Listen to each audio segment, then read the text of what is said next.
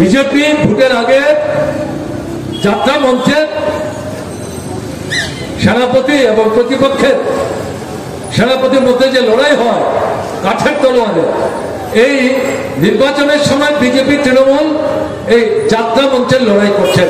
আসলে তলে তলে সমঝোতা, বামফ্রন্ট তাদেরকে আটকাতে হবে, তার সঙ্গে সমঝোতা করছে কংগ্রেস, তাদেরকে মাথা তুলতে দেওয়া যাবে না, এবং আসন ভাগ বাটোয়ারা করে কংগ্রেস এবং বামফ্রন্টকে বিচ্ছিন্ন রেখে তৃণমূল এবং বিজেপি যাতে ভাগ বাটোয়ারা করে 2019-এর মতো এগুলো দখল করতে পারেন, এই চিন্তা নিয়ে অগ্রসর হচ্ছে।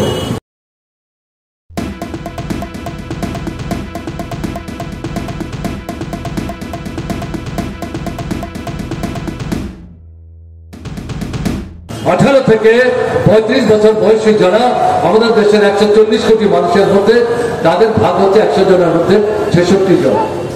পৃথিবীর কোন দেশে এত বেকার নেই। এই বেকারদের মধ্যে মাধ্যমিক থেকে বিশ্ববিদ্যালয়ে পাশ করা, সঙ্গে ডাক্তার আছে, ইঞ্জিনিয়ার আছে, এদের সংখ্যা 83 ভাগের বেশি। ভাবতে পারছেন দেশকে তৈরি করবে 65-70 বছরের বৃদ্ধ না এই যুবক যুবতী? কি করে তারা দেশ তৈরি করবে? তাদের তো কাজে লাগাতে হবে। পরিকল্পনা কে করবে? কেন্দ্রীয় সরকার করবে, রাজ্য সরকার করবে, তাদের কাজে লাগাতে হবে। কোথায় সে পরিকল্পনা নাই? এই যে নতুন ইসলাম তৈরি করলেন বিজেপি, প্রধানমন্ত্রী নিজে 40 থেকে 41 কোটি বক্তৃতা করে তাদের দিল্লির হেডকোয়ার্টার থেকে এই ইসলাম প্রকাশ করলেন। আমি তার সমস্ত বক্তৃতা শুনেছি প্রথম থেকে শেষ পর্যন্ত।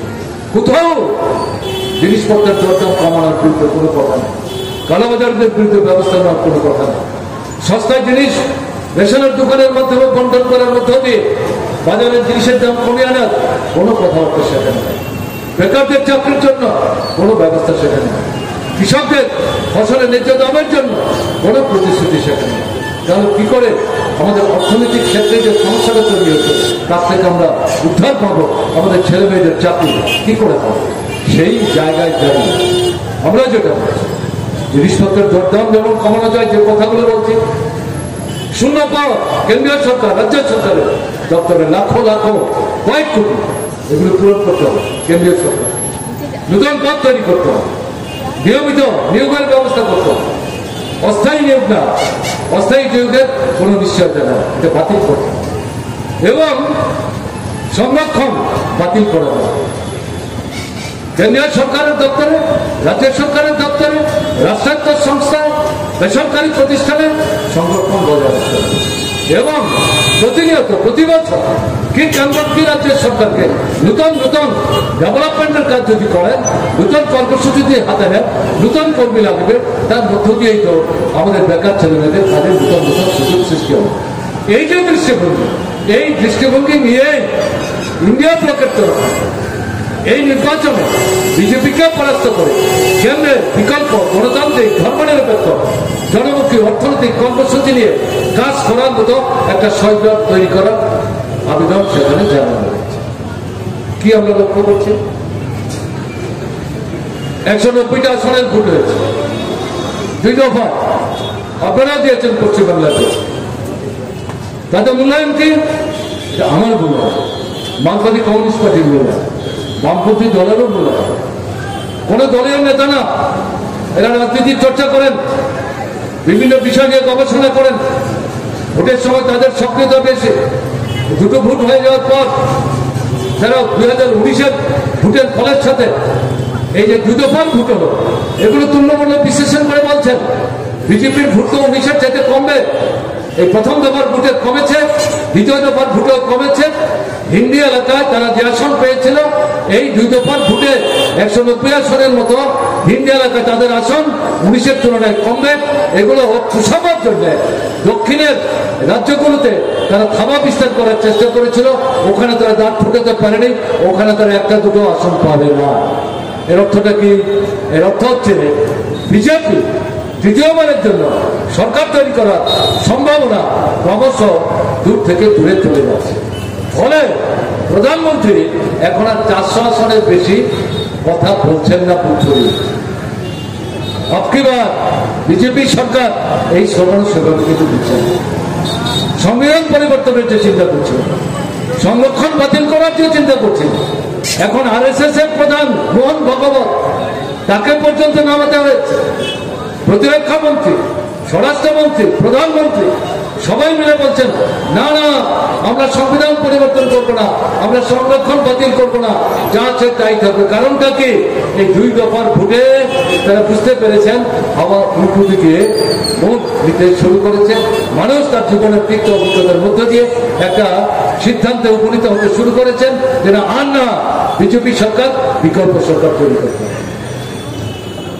আপনাদের এই পশ্চিমবাংলায় 42টা আসন, এখানে বামফ্রন্ট এবং কংগ্রেস সমঝোতা করে নিজেদের মধ্যে আসন ভাগ করে নিয়ে এই ভোটের লড়াই তারা ঝাঁপিয়ে পড়েছে। আপনারা কেউ কেউ প্রশ্ন করবেন তৃণমূল কি তাহলে ইন্ডিয়া ব্লকে নাই? এটা তৃণমূলকে জিজ্ঞেস করলে বুঝতে পারবেন, তার জবাবটা আমরা দিতে পারবো না। পশ্চিমবাংলা কেন্দ্রে বিজেপিকে ক্ষমতার থেকে হটিয়ে বিকল্প সরকার তৈরি করার স্লোগান দিতে গিয়ে বিজেপিকে শুধু পরাস্ত করলে চলবে, পশ্চিমবাংলার তৃণমূলকেও পরাস্ত করবে। তৃণমূল তো তৈরি করেছে আরএসএস, যে আরএসএস এর অঙ্গুলি হবে না বিজেপি চলে, এই সরকারটা নিয়ন্ত্রিত হয়। আপনারা কেউ শুনেছেন? বামপন্থী ফ্রন্টের দায়িত্বশীল নেতৃত্ব বারবার বলছে এই তৃণমূল আরএসএস তৈরি করছে। আরএসএস এর নেত্রীকে এর বিরুদ্ধে কথা বলতে, আরএসএস এর কোন নেতাকে এর বিরুদ্ধে কথা বলতে শুনেছেন? অথবা তৃণমূলে কোন নেতা নেত্রীকে এর বিরুদ্ধে কথা বলতে শুনেছেন? না। তার অর্থ কি?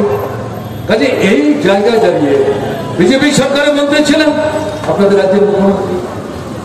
দিল্লিতে যখন বিজেপি সরকার জনবিরোধী আইন হয়, তারা হাত তুলে সমর্থন করেন, না হলে মাথা নিয়ে বসে থাকেন, অথবা নানা ছেড়ে ওয়াক আউট করে বেরিয়ে আসে। কেন্দ্রের বিজেপি সরকার আর দুর্নীতি সমর্থক, পশ্চিমবাংলা তৃণমূল দুর্নীতি সমর্থক। এটা আমার মুখ থেকে আপনাদের শুনতে হবে, এটা মানে মার কাছে মাসির গল্প বলা হবে না। আপনারাই তো আমার চাইতে সবচেয়ে বেশি ভালো জানেন। এই যে 26,000 চাকরি চলে গেল কার দৌলতে, আপনারাই সবচেয়ে ভালো জানেন। এই পরিস্থিতির মধ্যে দাঁড়িয়ে বিজেপি ভোটের আগে যাত্রা মঞ্চে সেনাপতি এবং প্রতিপক্ষের সেনাপতির মধ্যে যে লড়াই হয় কাঠের তলোয়ারে, এই নির্বাচনের সময় বিজেপি তৃণমূল এই যাত্রা মঞ্চের লড়াই করছেন। আসলে তলে তলে সমঝোতা। বামফ্রন্ট তাদেরকে আটকাতে হবে, তার সঙ্গে সমঝোতা করছে কংগ্রেস, তাদেরকে মাথা তুলতে দেওয়া যাবে না, এবং আসন ভাগ বাটোয়ারা করে কংগ্রেস এবং বামফ্রন্টকে বিচ্ছিন্ন রেখে তৃণমূল এবং বিজেপি যাতে ভাগ বাটোয়ারা করে 2019-এর মতো এগুলো দখল করতে পারেন, এই চিন্তা নিয়ে অগ্রসর হচ্ছে। একে প্রতিহত করতে গত পঞ্চায়েত নির্বাচন মানুষ রুখে দাঁড়িয়েছেন, দৃষ্টান্ত স্থাপন করেছে। আমি আপনাদেরকে জানাবো তৃণমূল নিয়ে কোন ব্রহ্মগ্রস্ত হবে না। আবার যাদের মধ্যে এই ভাবনা আছে তৃণমূলকে মোকাবেলা করতে গেলে পর বামফ্রন্টকে 2019-এ দেখা গেছে আপনারা সমর্থন না করে মনে করেছেন বিজেপিকে ভোট দিলেই হবে, ভোট দিয়েছেন। 5 বছরের অভিজ্ঞতা কি? দেশের সর্বনাশ হচ্ছে, পশ্চিমবাংলার সর্বনাশ হচ্ছে। কাজে সেই জায়গায় দাঁড়িয়ে আপনাদের উপলব্ধির মধ্যে নতুন শিক্ষা এসছে, আপনাদেরকে সর্বোচ্চ করবে। যে সমস্ত কেন্দ্রে ভারতের কমিউনিস্ট পার্টি 5% বামপন্থী ফ্রন্টের প্রার্থীরা দাঁড়িয়েছেন, এবং যে সমস্ত কেন্দ্রে ইন্ডিয়া ব্লকের অন্যতম শরিক বামফ্রন্টের সঙ্গে মিলে পশ্চিমবাংলার লড়াই করছেন, কংগ্রেস দলের প্রার্থীরা হাত চিহ্ন নিয়ে প্রতিদ্বন্দ্বিতা করছেন, তাদেরকে জয়যুক্ত করতে হবে, এবং সেখানে অন্য কোনো ভিন্ন দৃষ্টিভঙ্গির সুযোগ নাই। এই যে কেন্দ্র, তার পাশের যে কেন্দ্র, দুটো কেন্দ্রেই মার্ক্সবাদী কমিউনিস্ট পার্টির প্রার্থীরা প্রতিদ্বন্দ্বিতা করছেন। এর মধ্যে একজন প্রার্থী এসেছেন, তিনি আপনাদের সামনে বলবেন, সায়রা হালিম, এবং এর আগে সৃজন আপনাদের সঙ্গে কথা বলে গেছেন যাদবপুরের প্রার্থী। এই দুজনকে কাজটা তিনি তারা করছেন ভোট দিয়ে। একদিকে বিজেপি, আরেকদিকে তৃণমূলকে পরাস্ত করে কেন্দ্র থেকে বিজেপিকে হটিয়ে বিকল্প সরকার, জনমুখী সরকার, গণতান্ত্রিক দৃষ্টিভঙ্গি সংজাত ধর্মনিরপেক্ষতার দৃষ্টিভঙ্গি নিয়ে চলবে, এবং আমাদের জীবনের মৌলিক অর্থনৈতিক যে সমস্যাগুলোর কথা কিছু কিছু আমি এখানে উল্লেখ করলাম, এগুলো সমাধানের বিকল্প যে বিষয়গুলো এখানে আমরা উল্লেখ করলাম, এগুলো রূপায়ণের জন্য কেন্দ্রের সরকার তৈরি করতে আপনারা এগিয়ে আসবেন। এই আহ্বান আপনাদের কাছে রেখে আমি আমার কথা বলা শেষ করছি। আপনারা ভালো থাকবেন। আমার নমস্কার। প্লিজ চুরি করবেন না। একজন কন্টেন্ট ক্রিয়েটার অত্যন্ত কষ্ট করে তার কাজকে এগিয়ে নিয়েছে। তাই তার কাজকে সাপোর্ট করুন, তার কাজকে ভালোবাসুন, কিন্তু তার কাজ নিজের নিজের চ্যানেলে তুলে দেবেন না। কারণ জানবেন পাইরেসি কিন্তু একটা অত্যন্ত দণ্ডনীয় অপরাধ। আপনারা দেখছেন আওয়াজ, রোজকারের হক কথা। For more updates about Awaaz, please subscribe our YouTube channel Rajshekhar thali.